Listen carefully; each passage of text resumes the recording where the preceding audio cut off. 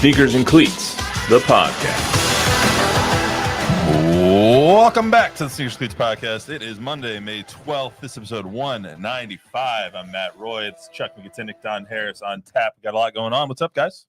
What's up with you, Matt? Happy Monday, Matthew. Hello. How was the weekend? Good. Good?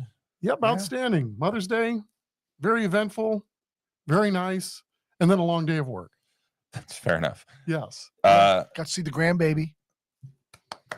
It's always good. Yeah. It's fun times. So That's my life now. I'm gonna do you want to ask your question that you just asked beforehand, Bob? Because I think that's an interesting question. When do you stop buying your kids' Mother's Day gifts? How old do my kids got to be before I stop buying the Mother's Day gifts for my wife from them? 15. As soon as they start making their own money, right?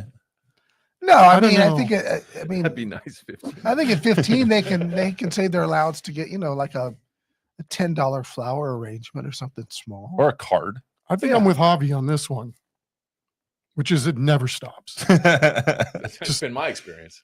Yeah, mine too. So When I was 16, I started buying all my own gifts for everybody, but I was working, so like I had some money to spend, so I started buying gifts for everybody. I have a But child like that too that still does that. So Yeah. that's good. That's my mom, good natured. my mom or dad has not bought a gift from me from me to someone else in a long time. Yeah. See, I think my wife was not used to getting big Mother's Day gifts. So it was the thought. So whether that was a handmade craft when they were in elementary school or when they saved some allowance money for like a small HEB, like the kids would have me take them to HEB to get a flower arrangement, that they could afford, but they usually did it with their own money. Maybe I helped, but no, not now. So not 31 31 still going. and engaged now, right? That's the middle one. That's Okay. that's Princess Kennedy, but yeah. So her That's it. too. And the youngest one. What I think we're learning is that Bob is a sap and he's a pushover. yeah. He's a Yeah. pushover. It's got girls. 100%. Whatever they want. That's just girl. That's just girl dad. Yeah, right it's there. girl dad. I got boys and they get their own stuff. We got Javi. Do you have a daughter?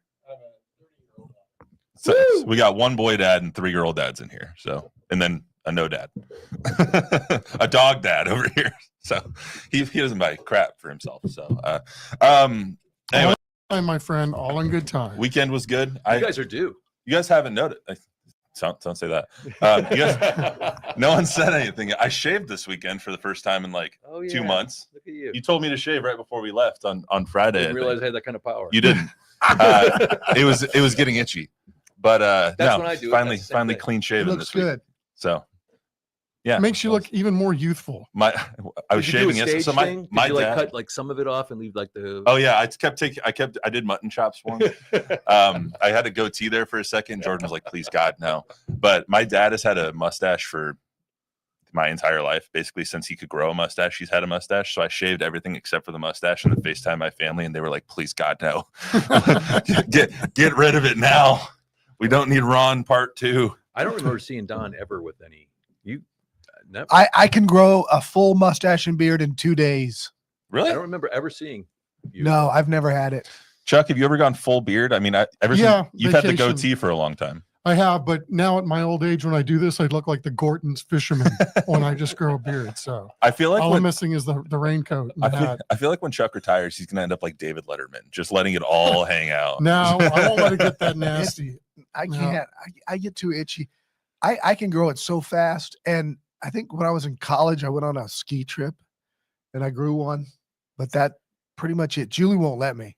Just I like go it. one That's it. day and That's she it. goes, "No, go shave." Yeah. See, I liked it. If mine grew in, mine just doesn't grow in full enough. Like it didn't grow in much on my chin, and then there was a few little patchy spots underneath. It's just like it doesn't grow in full enough for me to put forth the upkeep and the effort to keep Yeah. it. So, anyway, we got a lot going on. Not Mother's Day or what Upkeep. That's the whole Yeah. reason I grow a beard. is to like trim upkeep. it. And I my mean, the fit- whole beard experience for me is about laziness. well, yeah, but my skin gets really, really dry and irritated, Aw. so I have to like put. Needs to moisturize. I have to moisturize it, and so I was like, I don't want to do that. So anyway, here we are, exfoliate. baby faced and all. I have And so something many else to say. I have products. something else to say, but I'm not going to. We got the NBA draft lottery tonight. So the Spurs have 2 lottery selections. They have a 6.7% chance to get the number 1 pick if you combine the chance they have at 14 and at 8. So we'll talk all about that, what the Spurs' chances are of getting the number 1 pick and repeating history for the 4th time in Spurs franchise history. History. I was trying to think of another word, but I couldn't think of one. And what players could they be Archives. targeting with their 2 lottery picks? Plus, Brian Windhorst making some headlines today about the future of Giannis Antetokounmpo and probably maybe not going to San Antonio, or maybe San Antonio wants to put forth some of their assets to get Giannis. We'll talk about that. And the Cowboys, they're going to be on Thursday Night Football. A little bit of schedule release action this week before the main schedule gets released on Wednesday. So we'll talk a little bit about that as well. But we do start with the NBA draft lottery. So, like I said, the Spurs have a 6.7% chance to get the number 1 pick. Javi, you want to throw up that graphic for me? This is what the odds are for everybody. The Jazz, Wizards, and Hornets all have a 14% chance to get the number 1 pick. If you remember correctly, that's what the Spurs had 2 years ago when they drafted Victor Wembanyama and got the number 1 pick on lottery night. Spurs have a 6% chance with their 8th selection, a 0.7% chance with the 14 slot, which is what one of the picks that they got in the DeJounte Murray Atlanta Hawks trade. That's one of the first picks that we're actually going to be seeing used from that trade. The next 2 years we have some as well. So, guys, are you excited about the lottery tonight? I mean, Always. at this point, the Spurs fans look forward to the lottery because there's no playoffs around. So Yeah. It's fun. It's the 6% 8 slot that they're in tonight is exactly the spot that the Pelicans were in when they got Zion Williamson. So it can happen. It's very rare. Most lotteries go true to form in the majority of the picks. In other words, at least through the beginning, Atlanta jumped up last year, but most of the teams, like the Jazz, wherever you're slotted, the Spurs should mathematically pick 7, 8, 9, somewhere around there, yeah. and 13, 14. That's the way it should happen. But it does happen, and it has happened. Tim Duncan, we have a 21% chance. Wemby's 14% chance, but that was one of the better, like you said, top 3 teams had a chance. There wasn't a lottery in '88 when they got Robinson, right? Lottery. There wasn't a lottery. No, back it in was the an 80s? envelope draw. Yeah. Okay. Yeah. I wasn't alive then, so I don't remember. It was 10 or 12 giant envelopes in a giant drum. And Patrick Ewing in the Knicks' envelope was frozen. And so David Stern picked the cold one to give it to the Knicks, remember? Was that the frozen envelope? That was the conspiracy theory, is they wanted New York to get Patrick Ewing in the very first ever lottery in '85. Gotcha. I mean, I don't believe it, but that's what they say. I mean, it's exciting, but it's always like a little bit bittersweet when you're hoping for good things in a lottery, right, Chuck? Like, yeah, I wouldn't characterize it for me as exciting, but I'm curious. I mean, I'm thinking like everybody else. I'd like to see where they ultimately end up tonight. But yeah, we've done this so many years in a row, and here we are again. So there's some of that. And then, just harking back to last year too, everybody was excited. They had 2 picks in the top 8, right? And they felt like by number 8 wasn't even worth using, so they traded out for for future consideration. So again, I'll just go with I'm more curious than I am excited. This draft much different than last year's, though. Obviously, the number 1 pick, whoever gets it, is going to be Cooper Flagg. I mean, unless he breaks his leg or something, he can't play basketball anymore. He's going to be the number 1 pick. Tell me a little bit. I know you're a Duke fan and follow this more closely than I do, Don. So tell everyone, if they don't know who he is, about Cooper Flagg and why he's going to be the number 1 pick for whoever gets it. Cooper Flagg is a super athletic 6'9" forward who can create his own shot, shoot from the outside, is a great facilitator. He was a college player of the year last year as a 17, then 18-year-old freshman. Should have been a senior year of high school, but he reclassified up to come out early and go to Duke. It was the player of the year. Before he ever played at Duke, he played in the Team USA summer camp with LeBron and Steph and all those guys as they were preparing for the Olympics. And when he got his chance to get in on the run, he called 3 plays in a row. He waved off his screener and called up a different screener so that he get the switch on LeBron. He wanted LeBron, and he abused LeBron on 3 consecutive plays, which he was the talk of this. Everybody knew he wasn't going to make the Team USA. He was on the select team. But at that moment, they said, oh, my goodness, this kid not only has talent, but he's got the moxie to want LeBron to guard him. He's a fantastic player. He's not generational like Wemby as far as upside, but he'll be a 10-time All-Star. Every so often you have these drafts where there's that number 1 player and then like 50 feet of crap and then the rest of the prospects. This isn't like that. Like Wemby was unequivocally the number 1 pick, but this draft is so much deeper than Wemby's draft was. It's so much deeper than last year's too. You brought up the trade of Rob Dillingham last year at the 8th slot. That's because at 8 you weren't getting a top tier player like you will be in this draft. If you get Con Knippel, or if you get let's just say Jaspers Yakachonis out of Illinois, like those 8 picks, those picks at 8 will be better than Rob Dillingham was last year at 8. You should have 15 guys. The top 15 guys in this draft will be NBA starters, most of them in their rookie year. How does getting the number 1 pick? I mean, I think we look at the Spurs right now as a team on the rise that should be competing for the playoff spot next year. How does getting the number 1 pick or even a top 4 pick this year kind of change the trajectory of this team, Chuck? Well, that's a really good question. I don't really know how to answer that properly. I mean, because it's just all spitballing at this point, but you got to believe it would help, right? Obviously, that if you can add a top tier talent, you're drafting this high, it's got to help some, but is it enough at this point to completely flip the script? That's, I guess, remains to be seen. You probably need more than 1 guy at this point. Look what a big difference Steph Castle made, right? The way we're talking about the Spurs' future now that he's part of a new big 3 compared to before they got him. Look, if they get Cooper Flag, it's that changes everything, but I don't think they will. City's shutting down tomorrow if they do. But if and rightfully so.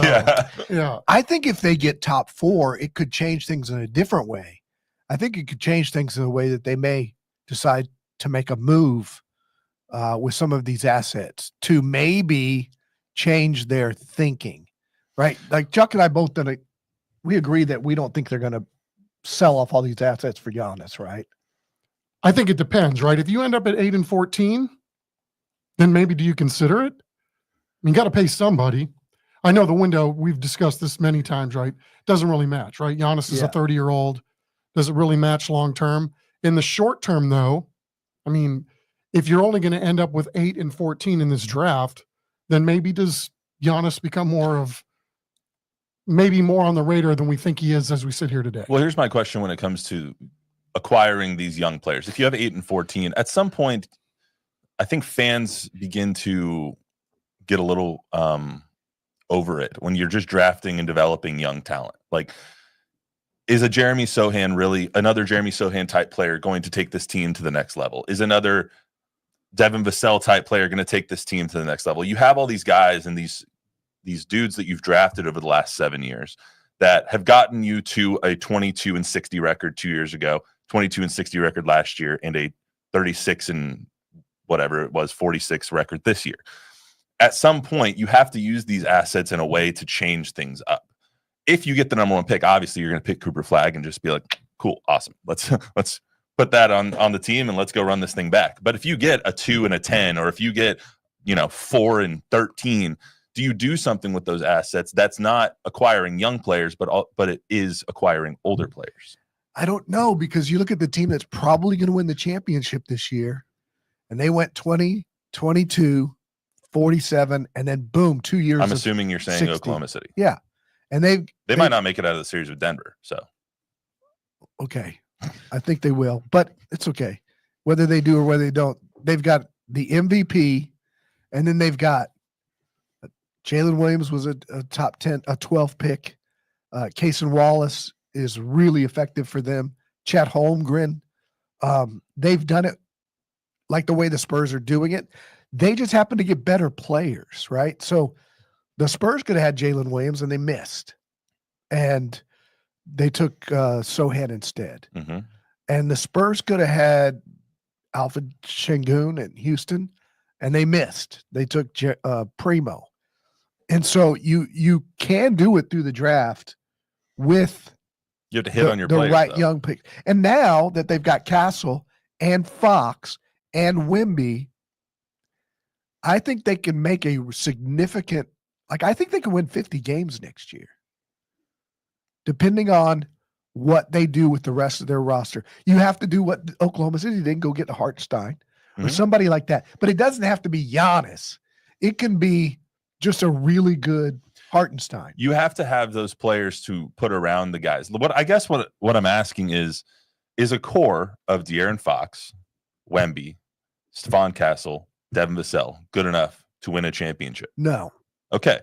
Well, then you have to take these picks that you have from Atlanta. Not immediately. Well, okay. If I was to say, does that core, without adding another big name, in the next 5 years win you a championship? Maybe in 5 years, depending on how Wemby and Castle that's grow. the point, is if it's not going to win you a championship, then what are we doing?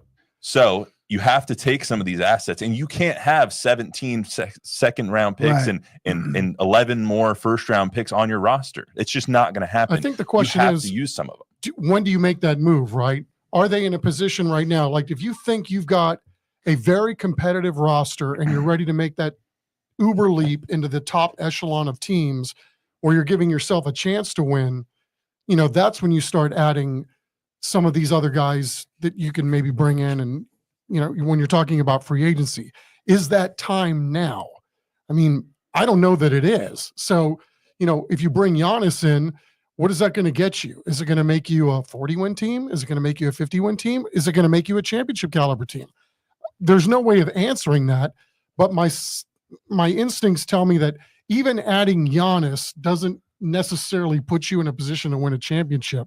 So I don't know that the move at this particular moment is to go out and start talking about adding one of these super studs. Javi, since we're already talking about Giannis, let's switch over to the next super and play Windy here. So this morning on Get Up, Brian Windhorst, ESPN's Get Up with an exclamation point, which I made sure to put into the courtesy.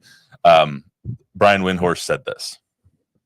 Number one, the Bucks do not control their first round pick for 5 years. That means if the Bucks are going to trade him, thinking that they're going to tank for the next 3 years and rebuild is not going to happen. They need quality players. And the other thing that you need to know is if you're going to trade Giannis to a team that's going to be a super team, getting that team's draft assets is not exciting because they're not going to be very high picks for the next few years. So you're going to look at teams that have players to trade and other teams' draft assets that they can trade besides theirs.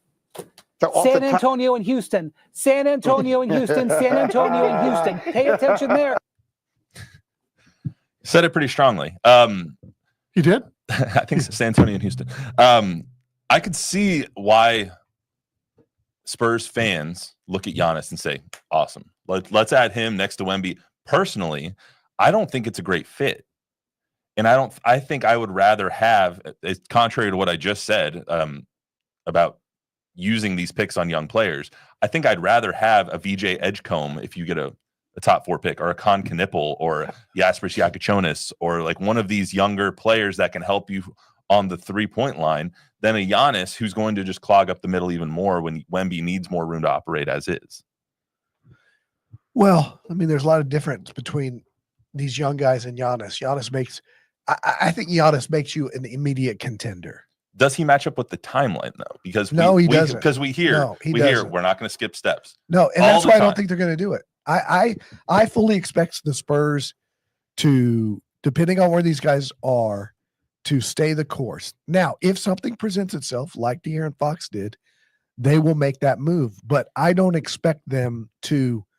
I don't think they're excited about the potential of Giannis because of what they would have to give up. They would have to give up a ton to get Giannis. Let me ask you this. if the Spurs traded for Giannis, and this was the deal, Devin Vassell, Harrison Barnes for salary reasons, Keldon Johnson, maybe even Jeremy, and let's say the higher of the 2 picks this year, the Atlanta pick in 27 and the Spurs pick in 29, and then 2 pick swaps in 26 and 28. Is that too much? That's basically 5 first-round picks and all of your young talent, except for Steph Castle and Wemby. I think you'd find people that would be on both sides of that. You know, you'd have people say, no, that's way too much. And you'd also have people say, do it. I mean, he's 31 years old now? 30. He's 30. He's going to be really good for at least the next 5 years. Yeah. I just don't know if it definitely doesn't match up with the timeline. Like, I do know that. I just don't know if that's a move that they would be willing to make. Because is there a risk that it thwarts some of the growth from Steph Castle and from Wemby? Maybe it all depends on how the polling is going for Project Marvel this year. Oh, God. Does Giannis change the polling for Project Marvel? Seriously. What's the press conference today about? I don't know. Anyway. Yeah, the timeline doesn't match. And I don't know that I would jettison that many of this roster. And then, because then you have to think, well, does then Giannis coming here make you win even that many more games next year based on who you just got rid of that learned how to play together and all the other things that went along with playing together this year? It just doesn't make a lot of sense in a lot of ways. There's a lot of, they're spitballing the Rockets too. I mean, like, does it make a lot of sense for them? I mean, that looks to me a young up and coming team, draft and develop team. They're right there. Does he even make sense going to Houston? Again, you keep seeing all these things, right? Giannis wants to go to a state where there's no state income tax. I bet he does. They all do, right? I mean, ultimately, you want more dollars in your own pocket, but it just doesn't feel like this is super authentic at this point. And I think the Spurs have been, if you look at them and you listen to what Brian's told us for 3 years now. Brian Wright, not Brian Windhorst. Yeah, the model is Oklahoma City's model. I just don't know if their young players are as good as Oklahoma City's young players. And I think that's fair to think. I mean, Williams is nowhere near Sohan is nowhere near as good as Williams. Devin Vassell is comparable to Williams, but I don't think he's as good. He's never made an all-star team. Yeah, I mean, and never will. Then that also begs the question: when do you start cutting bait on some of these young guys? Like you have to start this offseason. You have to start evaluating these guys with a very finely toothed comb if you're going to keep picking a VJ Edgecombe or that's just one of the names that Jeremiah Fears, Jace Richardson, Kamon Malawak, like any of these guys, Ace Bailey, any of these guys in the top 10. If you're going to keep picking in the top 10 every year, you have to start getting rid of the guys that are making you pick in the top 10 every year. Right. And these guys are going to be cheaper. Yeah. And what have I been saying for 3 years now? Devin Vassell, Keldon Johnson, Sohan, they've got a glut at this wing. Lengthy wings. Right. And so I think they should do it again this offseason. I think they should consider moving Vassell, who's a very good player, for equal talent at a different position. The only way I think whatever happens tonight, the only way I think they keep both picks is if they get a 4 and 10, and they are able to draft like a Con Knipple and a Malawak. That gives you your center, which can take some heat off of Wemby and let him go outside, and that gives you your 3-point shooting. That's the only way I think they draft 2 players and keep both players. I like both those guys. Plus, they're both dookies. So I said like that. I know you do. I don't like Edgecombe. I like Edgecombe a lot, but he can't shoot it. He can try. Neither could Stephon Castle. Yeah, true. He's bouncy. He can jump out of the gym. There's a lot of really good players. There's a lot of upside for a lot of these guys based on their age. Yeah, Dylan Harper and Ace Bailey out of Rutgers.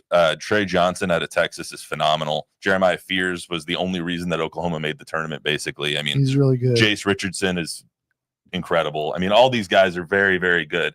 How are they going to be on the next level? Obviously, none of us know that, but I do know that tonight is going to have all eyes from San Antonio on ESPN For sure. at 6:00. Excuse me.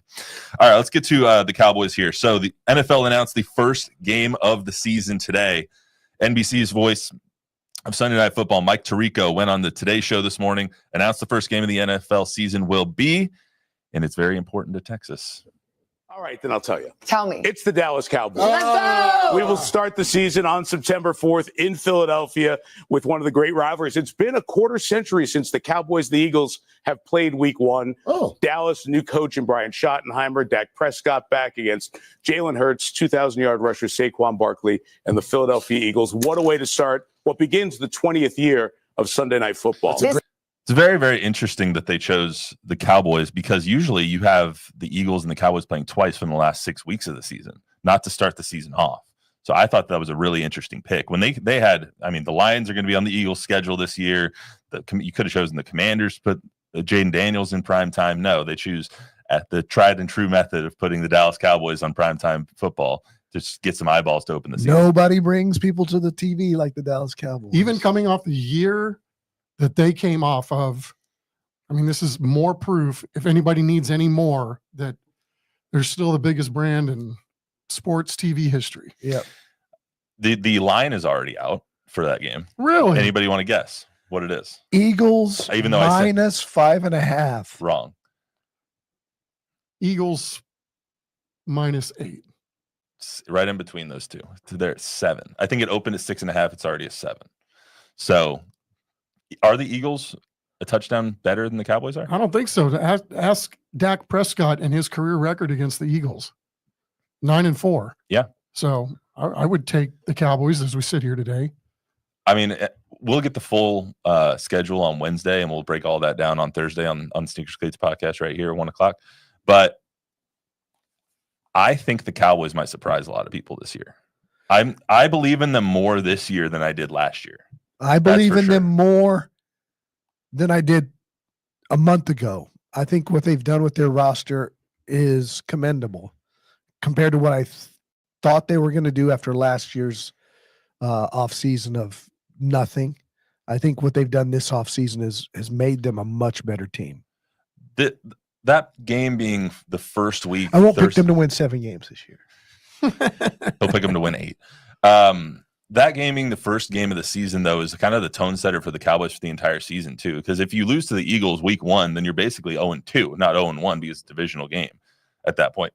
And obviously, there's no I think there hasn't been a repeat champion in the NFC East for like the last 15 years. So that's going to be, okay, is the Cowboys or the Commanders going to be the next NFC East champions? And we'll get a very good litmus test on that opening Thursday night. Well, they opened up against the Giants for like 100 years in a row. Yeah, and they kicked the crap out of them every year. They opened against Tampa, remember? And they played I think it was Tampa. We're coming off their Super Bowl championship, and they lost that game. And then I think it ended up winning 12 or 13 games that year. No, so. Eli used to kill the Cowboys on opening night. I mean, they haven't won against the Cowboys very much in the last like 7 years. Correct. So, correct. I mean, I'm going way back. Dak against the Giants is like surefire. Just bet on the Cowboys. Dak against the division is pretty darn good. Hence why most years are in the playoffs. Yeah, we'll talk more about that on Thursday. The entire NFL schedule comes out on Wednesday afternoon. There is a couple of games that come out today, though. Fox and Amazon, I think, are announcing a game today. What was it? CBS tomorrow, and CBS and Amazon, I think, announce another game tomorrow, and then Netflix announces their games in the international games on Wednesday before the huge announcement on. God, who doesn't have games now? Yep. I don't know. Who else? Hulu? Does Hulu have games? Amazon, Netflix. Perhaps. Oh, ESPN announces the game tomorrow as well. Yeah, Roku. Anyway, Bob, anything before we get out of here? Hanover Fist wanted to say Happy Monday to the Hanover crew. Fist. Hanover Fist. That's a he's always in there.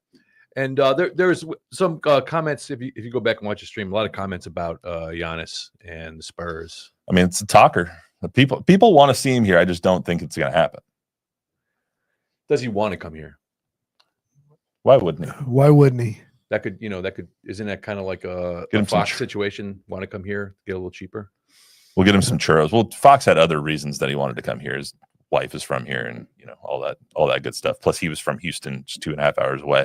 It's not like Giannis wants to be traded to Greece. So it's not like he's going back home. Hey, does somebody here know Thelma Mason? Because she said, "Good morning, sweetheart." No. We're not talking. If they do, we're not saying. On that note, No. Jordan, I don't know her. Thelma. Thelma. Where's Louise? Oh, Oh, I was thinking Scooby Doo. that's Velma. Oh, Velma. My bad. Come on. My bad. That's a bot. I get those on Facebook. I'm just Good glad. morning. I'm glad you know what a bot is. You get that. Can I ask you a question? Yeah. Do you have a minute? Are you the Prince of Malaysia asking for your bank account information? So can I ask you what your Val favorite from soccer France. team is? Val from France also said hello to everyone. what's going on? Bonjour. Comment Bonjour. Bonjour. All right, that's all we got for you on Sneakers Cleats podcast today. Remember, download, rate, review, subscribe, give us a 5-star rating, tell a friend, tell an enemy. We'll be back on Thursday. Lottery recap. Hopefully, we got Cooper Flag. If we do get Cooper Flag, I guarantee you there's going to be a lot of crap going on tomorrow in San Antonio. People are going to be honking all over the place. They're going to be honking all over the streets tomorrow. Can but you imagine? I actually can't imagine. I You got a can't either. 6.7% chance. But If Cooper Flag goes to the Spurs tonight, construction begins on the new arena tomorrow. stakes in the ground. Bombs are going off around the Institute of Texan Culture to get that thing on the ground immediately. We'll have a whole breakdown of the Cowboys and Texans schedule on Thursday as well. We'll see you then.